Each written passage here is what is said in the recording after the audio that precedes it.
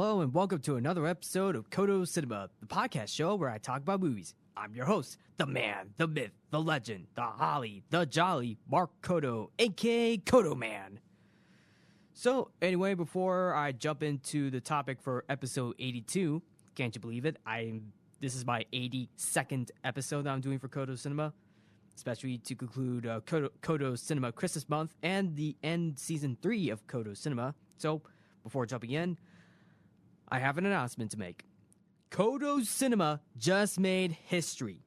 Codo Cinema did a crossover episode with the podcast show Big Waves Nerd Culture, hosted by Ben Klingler and Ethan Lozada. We talked about the Rankin Bass Christmas films on episode 13 of Big Waves Nerd Culture. So after this episode, after listening to episode 82, you could definitely check out the crossover episode of Codo Cinema and Big Waves Nerd Culture, which is episode 13 of Big Waves Nerd Culture, where we talked about the Rankin Bass Christmas films. We definitely had a lot of fun on that episode, so after episode 82, you could definitely go check out episode 13 of Big Waves Nerd Culture.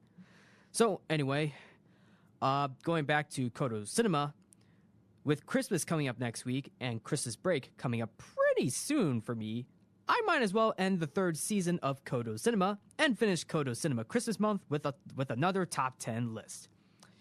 Yeah, you heard that right. I'm doing another top 10, so that is definitely something. So which top 10 list is it going to be? Well, obviously the Christmas films.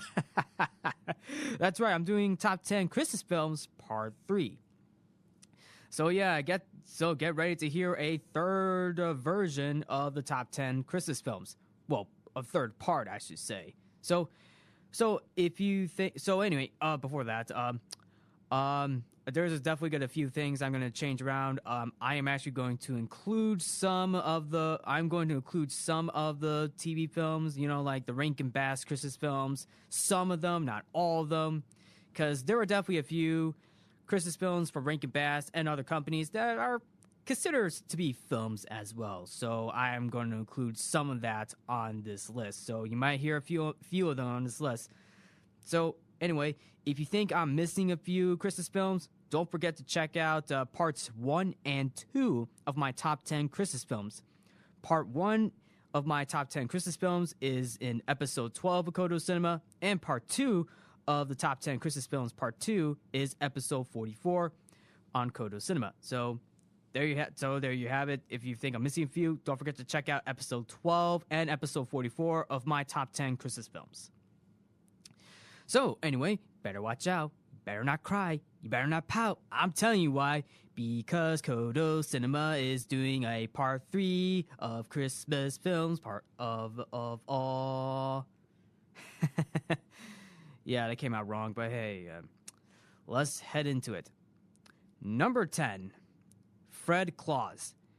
Kicking off this list is another guilty pleasure Christmas film that I actually liked, and this also included some people as well. If you thought Jingle All the Way was the only guilty pleasure Christmas film that I actually liked, well, think again. Fred Claus is another one. Yeah, Fred Claus, the one with Vince Vaughn and Paul Giamatti. They're basically, how do I say this? The Claus brother, because Fred has a brother named Nicholas Claus, Saint Nick. Doesn't that ring a bell? Nicholas Claus, Santa Claus, right there. So anyway, basically, Fred is a repossession agent while also being snotty and rude, while Saint Nick, is Santa Claus up in the North Pole, being a saint, while also fulfilling his mother's promise or wish. I should definitely say. Basically, you got two different brothers with two different personalities, one being nice and the other being naughty. So that there's a little connection right there.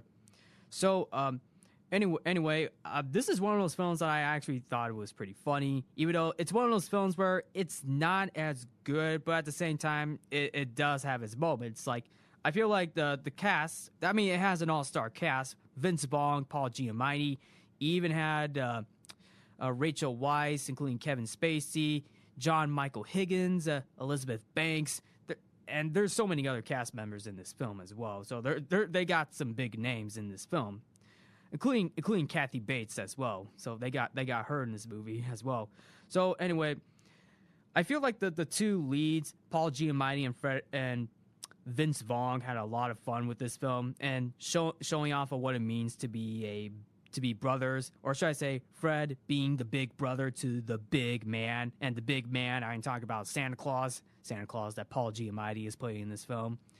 Well, the writing is not as good. I mean, granted, the writing is hit or miss, not good writing, but it manages to get good laughs in. Especially I like how when they fight, when Fred and Santa Claus fight each other out in the North Pole, having a snowball fight, then it leads to a snowmobile chase. Oh, that scene always gets me to laugh every time. I actually love that sequence, even though, yeah, the end result did hurt for the two. But at the end, what can you do about it? I also liked how Fred Claus. Why did I say Fred Claus? Get it, Fred Claus, brother of Santa Claus. Turns up the music in the radio room, even though the DJ was supposed to be in charge of the music, but he just turns up the music just to get the hype going, get the elves dancing around. That's actually pretty clever. Hey, sometimes you need a little hype. So, but I also like some of the family conversations, like even though Fred is more on the naughty side because he had a rough childhood, being jealous of Nick. Yeah, that's basically the point of this film, because the film focuses more on Fred and his sibling relationship with his brother Nick, or Santa Claus, I should say. But going into the aspects of the film, I do like the North Pole in this film. I mean, beautifully structured. Sets are pretty nice, even though it did give me some of the Santa Claus vibes. You know, the Santa Claus with Tim Allen, which you will hear on this list, by the way.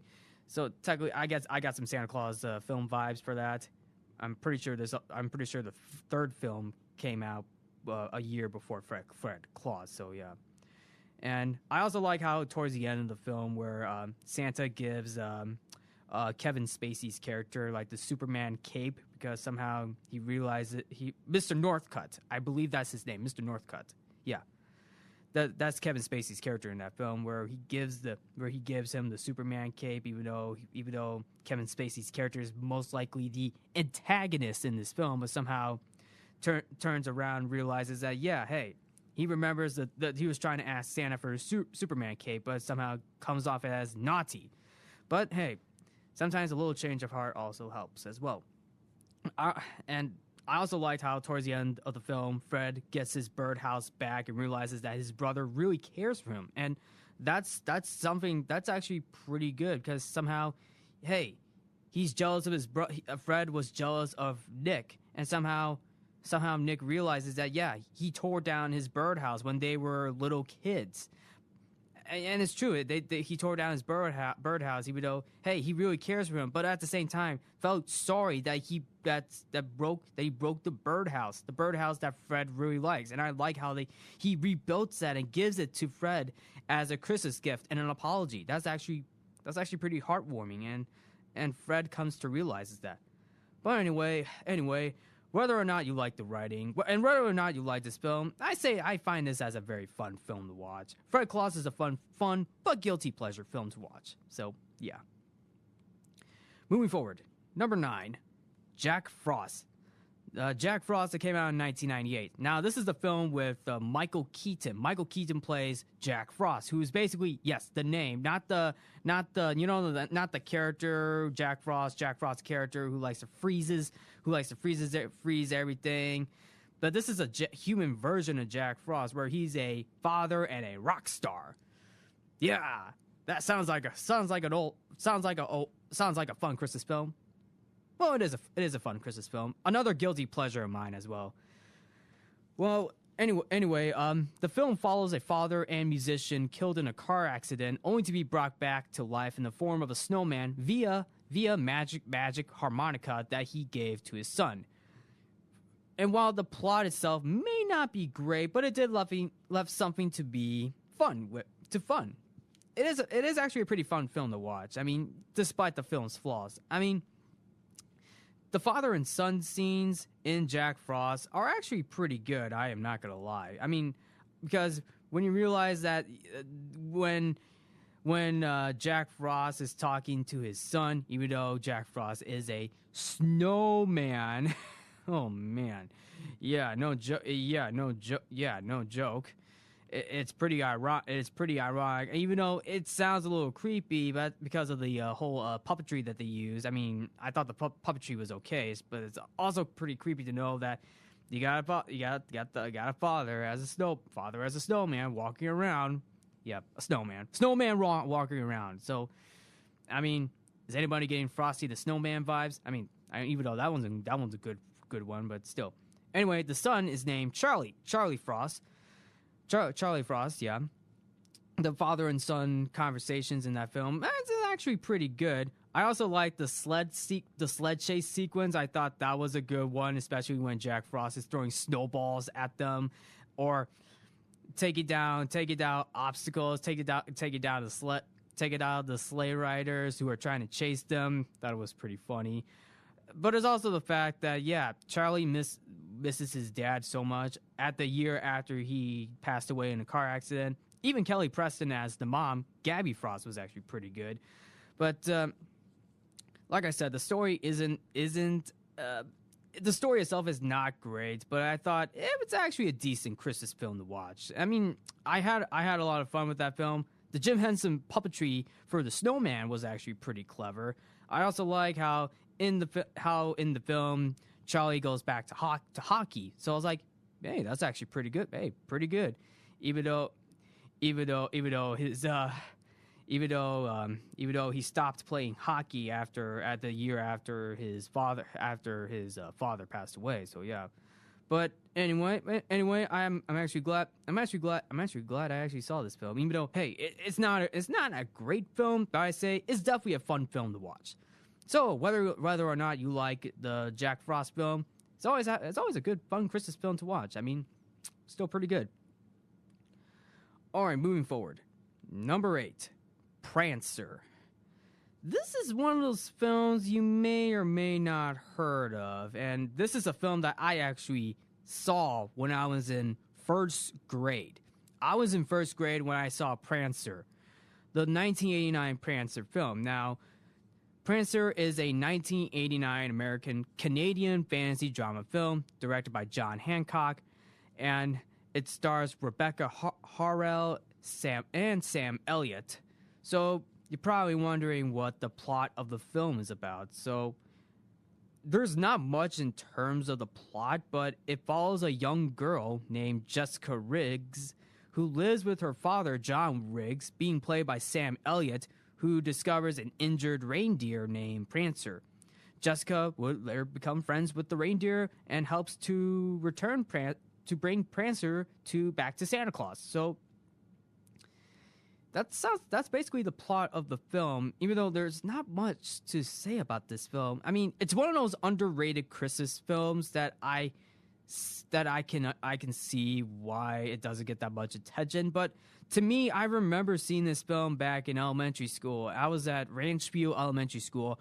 I saw this film on video, and it got me interested. I just didn't know what the film's plot was about, but it was basically a young girl bringing Prancer back to Santa. So, but I also like how, as part of the film, it definitely deals with a struggled family between the daughter and the father, because John, who's basically the father, Sam Elliott's character, John is a widowed father, and their farm, they live on a farm. Their apple farm has fallen on hard times, and John is being temporarily helped by his sister-in-law, Sarah. So yeah, and in fact, Jessica Riggs, the young daughter, has an older brother named Steve. So yeah, that is basically, oh man, that's a rough life. I mean, even the father is basically one of those like grumpy widows, but yet comes to realize to his daughter what's after finding out that Jessica is trying to save Prancer, care for Prancer, take Prancer back to Santa. And I think that is something that is actually pretty good. pretty good that I find in his film, and especially when John reads a passage from Yes, Virginia, There Is a Santa Claus. So basically, yeah, that's actually pretty heartwarming. Even though part of the film, it's rough on the film. It's very sad, but at the same time, very heartwarming too, because you have a little girl whose goal is to bring Prancer back to Santa Claus. So yeah, and I like how towards the end, John, the father, comes to realize that, and that's actually pretty good. I'm also surprised that part of the film for Prancer was filmed in different locations, including Indiana, as well as Starved Rock State Park in Utica, Illinois. That's actually pretty impressive.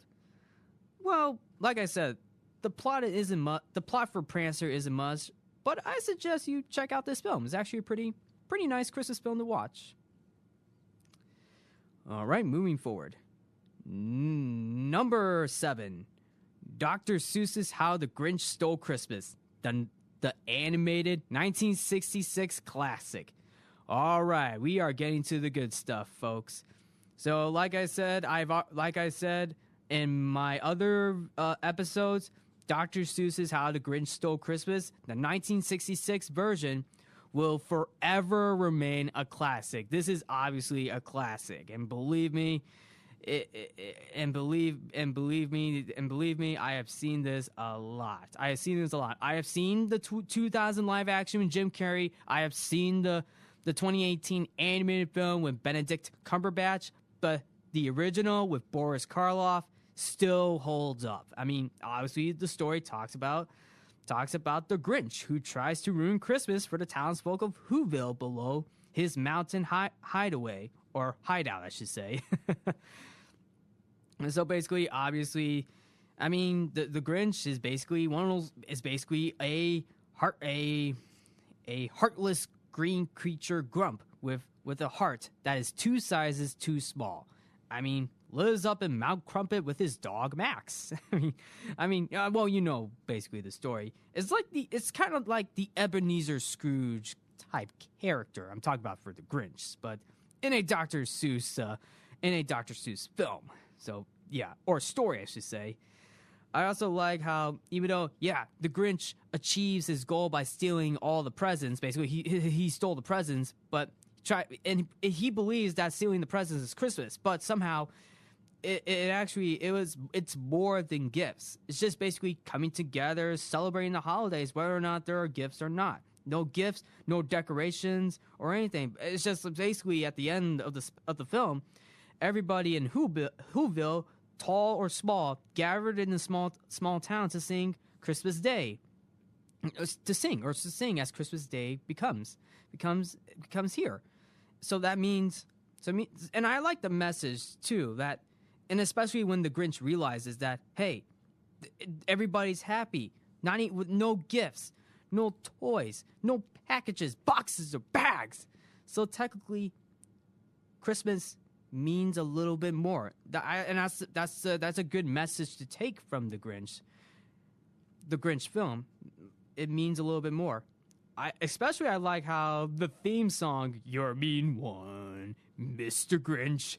I actually like that song. Trust me, that is a classic, one of those few classic Christmas songs, especially when it was sung by Thurl Ravenscroft with a narration by Boris Karloff.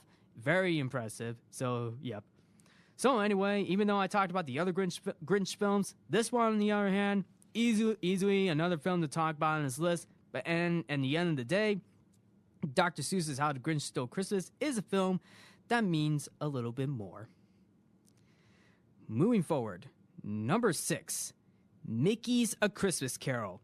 Obviously, yep. Yep, you thought I was gonna dodge a Christmas Carol on this one? Well, think again. I'm putting Mickey Mouse's version on this list, so there you have it. So anyway, obviously enough, this is Mickey's take on A Christmas Carol, basically the book based on Charles Dickens's classic, and Christmas Carol has been adapted multiple times in film and TV, but I think it's also good to acknowledge Mickey's Christmas Carol, because it's one of those films that you should really see and check out. I mean, obviously, it's very short. It's a very short film.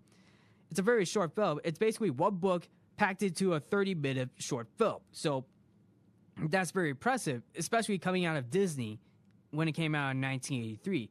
Obviously, it does borrow elements not only from the book, but also the characters as well. You got Jiminy Cricket playing the ghost of Christmas Past.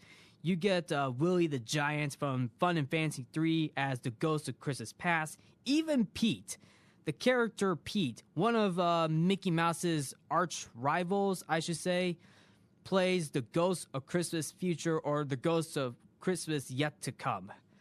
I also like how Mickey's Christmas Carol also calls back to other Disney animated films, including Robin Hood, The Adventures of Ichabod and Mr. Toad, and I'm pretty sure there's a few others as well. I mean, like I said, the film is pretty short, but part of the film follows Ebenezer Scrooge as a duck. Basically, Donald Duck's uncle, Uncle Scrooge. That's actually a pretty clever character, and Uncle Scrooge, the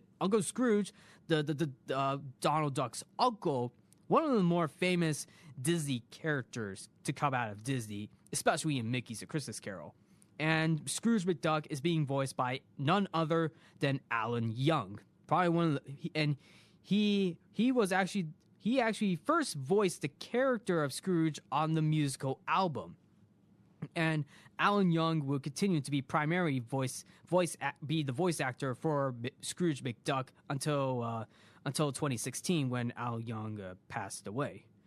So anyway, obviously, I mean, the film is basically pretty simple. It follows along the Charles Dickens classic. And of course, part of the film, obviously, I already mentioned that Jiminy Cricket plays the Ghost of Christmas Past, Willie the Giant plays Ghost of Christmas Present, and of course, Pete being revealed as the Ghost of Christmas Future. Also, for Jacob Marley, he's being played by Goofy.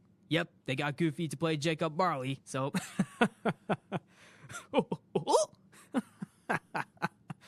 I also like how Mickey Mouse was also Bob Cratchit, while Donald Duck was also Ebenezer Scrooge's nephew. So yeah. But anyway, hey, Mickey's A Christmas Carol is still a fun little Christmas Carol adaptation to watch around Christmas time. So yeah. All right, moving forward.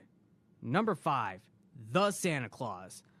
I'm pretty sure a lot of you were pretty mad that I did not include Tim Allen's The Santa Claus on this list. Well, I am making up for it now, so there you have it. So, The Santa Claus is a 1994 Christmas comedy drama film that stars Tim Allen as Scott Calvin, an ordinary man who accidentally causes Santa Claus. And fun fact, the Santa Claus that Tim Allen accidentally knocked over was actually played by Tim Allen's actual stunt double. That's actually pretty impressive. Tim Allen's stunt double, Tim Allen's stunt double as Santa Claus being knocked over. So, oh man, fall from the roof on Christmas Eve. And then Scott Calvin has a young son named Charlie, and somehow they finished St. Nick's trip and deliveries, and then they went to the North Pole, where Scott learns that he must become the new Santa Claus and convince those that he loves that he is indeed Santa Claus. So yeah, I think part of the film, Claus, because Claus has an E on it, the Santa Claus, so technically this came out to be a... I could be wrong. I think the Claus meaning, not the last name Claus. I'm talking about the Claus meaning, and the Claus, Clause, is a unit of grammatical organization next below the sentence, rank in traditional grammar. That's one of the meanings, but I think part of it has to be like a contract. So technically, there's a contract that goes along with the whole idea of Santa Claus. Basically, Tim Allen's character, he puts on the suit and becomes the big man. Basically, he has to follow a lot of responsibilities. That's one of the few meanings of of the clause meaning. So there's like a meaning to that. So that probably explains why they add the E in it for the title. that actually caught me off guard. That's more of like a punchline or something. Yeah. So yeah, I do like how in the film, Scott Calvin evolves around to become Santa Claus, especially with the beard growing, the gaining weight. But then somehow realizes it more towards the end of the film. Like, yeah, he is Santa Claus. I mean, Charlie says it too, that Charlie believes that his dad is Santa Claus. So yeah, even though Charlie's parents doesn't believe that, Charlie sees that because Charlie was with his dad, Scott Calvin, for the entire time. And I like their chemistry in this film. Tim Allen as Santa Claus in the Santa Claus, that is actually pretty good. I love Tim Allen. Especially when Tim Allen voices Buzz Lightyear, that's also pretty good. And also that this film was very successful, that it led to 2 sequels. And while the sequels may not be as good, although I do have a soft spot for the second film over the third film, the Santa Claus is a fun film to watch around Christmas time. Moving forward, number 4, The Nativity Story. Okay, so you all are probably wondering about this film, The Nativity Story. So, The Nativity Story is a 2006 American biblical drama film based on the nativity of Jesus Christ. So, basically, yeah, that's basically a biblical story of Jesus Christ being born on Christmas. December 25th. December 25th is Christmas, and that's when Jesus Christ was born. December 25th, 0 AD. That's when he was born, and they made a film out of that in 2006. Now, obviously, this is one of the, this follows the story of how Joseph and Mary are traveling and then realizes that that Jesus Christ, the Son of the Lord, is given birth. And then this is very impressive. And this is like, and they travel to what was it? Bethlehem. They travel to Bethlehem, and it's very and to me, seeing this film, I actually saw this film on HBO Max, is very impressive, and one of those films that I actually consider to be one of those films to be overlooked. This is an overlooked Christmas film. And when I saw it, I was very impressed with this film. I mean, it's not perfect, but at least it's a film that I can understand. At least it's a film that has a story to understand, because this is basically the nativity story. Basically follows the birth of Jesus Christ, and you have Joseph being played by Oscar Isaac, and of course Mary being played by Keisha Castle Hughes.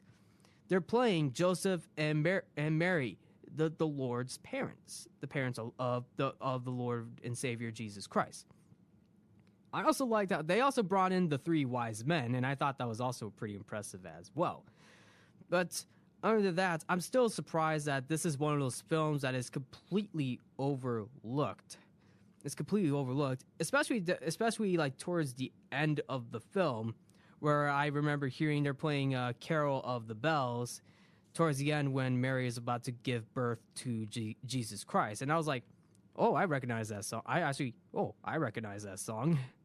That was actually pretty impressive. I still believe, even though this film was actually panned 37% on Rotten Tomatoes, and to tell you enough, the reason why I discovered this film, because I remember seeing the trailer for the Nativity Story back in 2006. Now, I didn't see that film at the time, but then I got curious, and I was wondering, the Nativity Story, let me check it out. And I was like, and I watched it over Thanksgiving break. I was like, this is actually very impressive. I mean, I don't know the reason behind of the film being overlooked. I feel like it's a mystery. It's definitely a mystery. But other than that, I say the Nativity Story is definitely a film to watch. I mean, it's basically Jesus Christ's birthday. I mean, December 25th, 0 AD is when Jesus Christ was born. So this is a film to actually watch. I mean, it's a pretty decent film. It's not perfect, but a decent film to watch. All right, moving forward. Number 3, Rudolph the Red-Nosed Reindeer. Yep, you can't have a Christmas film without mentioning one of the more famous Christmas films of all time, Rudolph the Red-Nosed Reindeer. Rudolph the Red-Nosed Reindeer is a 1964 Christmas stop-motion animated film, or TV special. And this was actually, the stop-motion was actually created by one of the more famous stop-motion animated companies, Rankin Bass Production. Rankin Bass is basically Arthur Rankin Jr. and Jules Bass. And as I mentioned earlier in the episode, I did a crossover episode with nerd culture, and like I said, don't go ahead and check out the episode. Go ahead and check out episode 13 of Nerd Culture for that crossover episode where we talked about the Rankin Bass Christmas specials. So yeah. Anyway, easily Rudolph the Red-Nosed Reindeer, one of the more popular Christmas films out there. Easily tells the story of a reindeer named Rudolph who gets a shiny red nose. I mean, to be fair, it still remains a mystery to me how Rudolph got his red nose. I mean, I'm pretty sure there's been a few other films where they probably talked about it, but still. Anyway, Rudolph gets his red nose, tries to hide it, but somehow can't join any reindeer games because all the reindeers poke fun of Rudolph's red nose, and especially how his father Donner rubs dirt on Rudolph's nose just to make sure, make sure that red nose doesn't exist. Can't take that away, folks. Can't really take that away. But anyway, I think the story still holds up to this day. Rudolph the Red-Nosed Reindeer. I especially like how the narrator Burl Ives is the narrator in Rudolph the Red-Nosed Reindeer, especially as the snowman in this film as well. Fun fact, Burl Ives went to Eastern Illinois University. And I'm not making this up. Burl Ives actually went to Eastern Illinois University, and he played the narrator and snowman in Rudolph the Red-Nosed Reindeer. Now that is something right there. That is a very special thing right there. Burl Ives, a former EIU student, narrates Rudolph the Red-Nosed Reindeer. Now that is very impressive right there. I also like how the story also follows with Rudolph going to the island of misfit toys while also growing up to become an older reindeer as well, a grown-up reindeer, meeting an elf named Hermie who wants to be a dentist. I especially love how there are definitely a few scenes where one of the head elves is basically mad at Hermie because Hermie, as an elf, elves make toys, not fix teeth. But come on, Hermie being a dentist, yeah, I gotta give him points. He wants to try something new. That's still good, right? Right? But still, story. It's like, yeah, story does follow pretty well, especially with the abominable snow monster. The abominable snow monster. Wow, they got that one. Yeah. But anyway, obviously at the end, Rudolph the Red-Nosed Reindeer obviously gets a position to be the head reindeer. Rudolph, with your nose so bright, won't you guide my sleigh tonight? Because Rudolph has a red nose that can light up the sky, especially through the thick fog. So yeah, hey, there's something right there. At least Rudolph got the position. Now he's the famous reindeer of all. So anyway, Rudolph the Red-Nosed Reindeer obviously gets a catchy song, and of course, one of the few greatest Christmas films of all time. So I say definitely check it out. Number 2, Miracle on 34th Street, the 1947 film. Now, I actually watched Miracle on 34th Street, and to be fair, though, this is one of those films I actually liked. This is actually a pretty good film that I actually liked. Miracle on 34th Street. Now, I didn't know what to expect from this film, even though it's a Christmas film. The plot of the film, I didn't even get what the plot of the film was about, even though it was based on a story by Valentine Davis.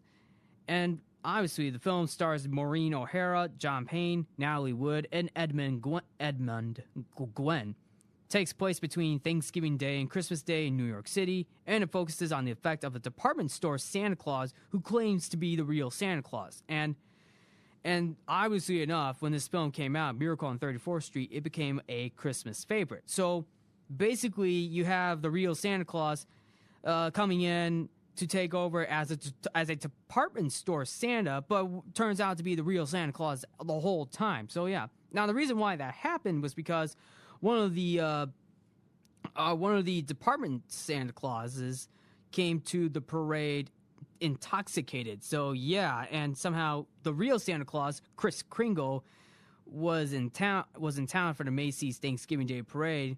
Realizes that there is a Santa Claus. There's a person dressed up as Santa Claus being intoxicated. Complains to the event director that the one of the department store Santa Claus is drunk, and somehow Kris Kringle gets the job as the Santa Claus. Well, obviously Kris Kringle is Santa Claus, but somehow it goes into more controversy where something was up, like the department store that Kris Kringle claims to be the real Santa Claus, even though he's taking over as the department store Santa Claus. That's like one of the few plot points of the film. Especially how somewhere in the film where the young daughter that Natalie Wood plays, Susan Walker, doesn't have the sort of imagination, like how childhood fantasies like there's a real Santa Claus, like yeah, that's basically the point of the daughter in the film. But somehow it comes to realize that somewhere in the middle of the film where Natalie Wood's character realizes that yeah, that's the real Santa Claus. There's the real Santa Claus, and it leads up to a court case as well, between Santa Claus and of course, doctor. the doctor, to which the doctor would later get fired because somehow Kris Kringle was doing like a little test and somehow automatically fails the test, even though he is the real Santa Claus. Yeah, but especially like yeah, the court case. Hey, at least the court case ruled out that Kris Kringle is the real Santa Claus, the real deal. Yeah, this is the real deal. And this is a Christmas classic. I'm not gonna lie. When I was watching it on HBO Max, it was actually pretty good. The music for Miracle on 4th Street was actually done by Cyril Mockridge, but in the credits, Alfred Newman's name was put on because Alfred Newman did musical collaborations with Cyril Mockridge. But fun fact, Alfred Newman did the musical overture for the 20th Century Fox theme. So yeah, there's definitely something right there. The film was directed by George Seaton, and the direction of this film was very good. I actually liked the story. I also liked Edmund Gwenn as Santa Claus. Probably a great performance that I've seen out of Edmund Gwenn, and he did a fantastic job as Santa Claus. Plus, the film was so good, it even developed a cult following, including a 1994 remake with Mara Wilson. So yeah. So yeah, and hey, this is Miracle on 34th Street. Whether or not you watch it on Thanksgiving or on Christmas, this is easily a film. This is a film that is basically Miracle on 34th Street is basically a film that is obviously enough, a miracle. Now, which film do you all believe is going to be my number one Christmas film for Part 3? Well, believe it or not, this one's going to be an obvious one because I'm pretty sure many of you are wondering where that Christmas film was going to be. So, and the number one Christmas film for my top 10 Christmas films Part 3 is It's a Wonderful Life.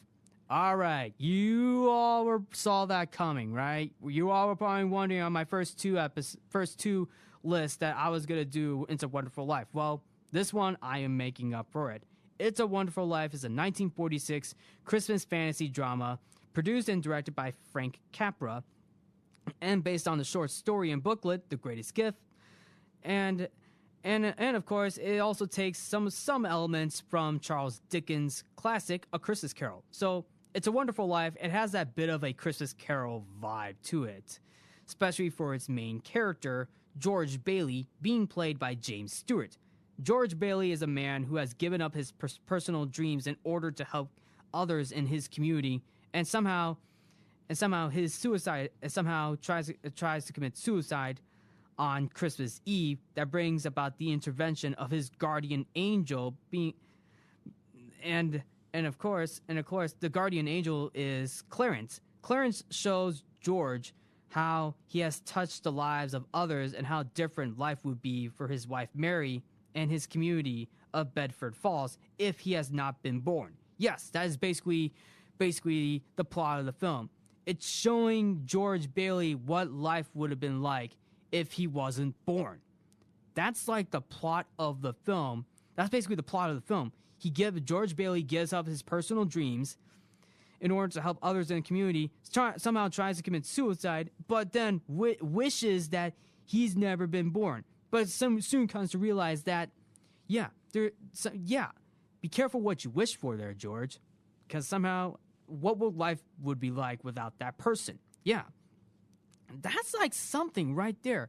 That's like similar to Christmas Carol, even though this film, It's a Wonderful Life, does borrow elements for it. Basically, like how Ebenezer Scrooge is a greedy old man who hates Christmas so much, and somehow discovers by the ghosts of Christmas past, present, and future of his life, present, and what his future would look like if he continues down that road. It's a Wonderful Life. It just it's basically his George Bailey's guardian angel, showing what his life would look like if he wasn't born. That's basic. That is rough right there. That is very rough. It's like a be careful what you wish for moment. So yeah. And yeah, that's basically yeah.